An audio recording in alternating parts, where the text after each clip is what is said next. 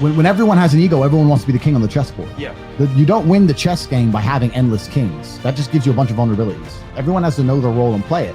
I've played the role of fucking pawn, knight, my whole life. I was pawn, knight, bishop, rook. I played them all. It's not that I wanted to be. It's that if you're truly destined to be, you'll end up in a position where you're going to be seen as a king of your empire, wherever your empire is or whatever it is. God has a plan for all of us. My plan was to do my job to the best of my ability, whatever my job was at the time.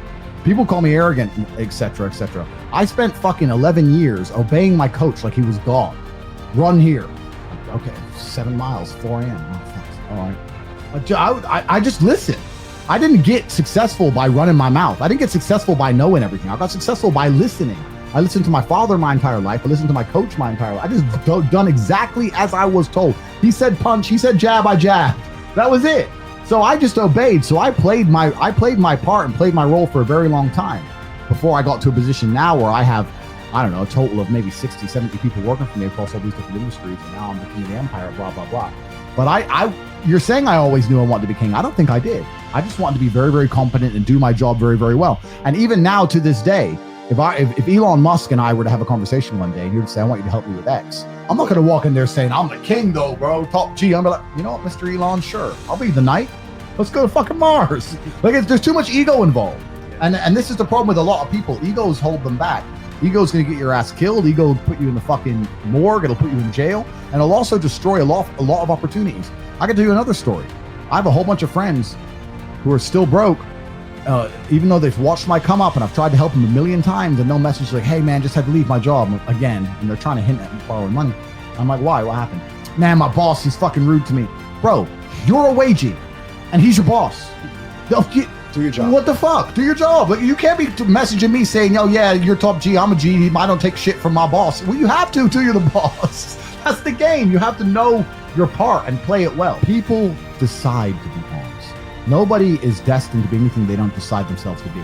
If you're truly uncomfortable with something, you can't exist there. When I was a pawn, I did my job to the best of my ability, but let's change it. When I was a brokey, I knew I was a brokey. Trust me, I knew very well I was a brokey. My life reflected it, as did my bank balance. But I was uncomfortable in it to a position where I couldn't sleep at night. I had sleepless nights just laying there thinking, how the fuck are people buying Ferraris? I can't pay rent. This doesn't make sense. I have to escape. I can't live this way.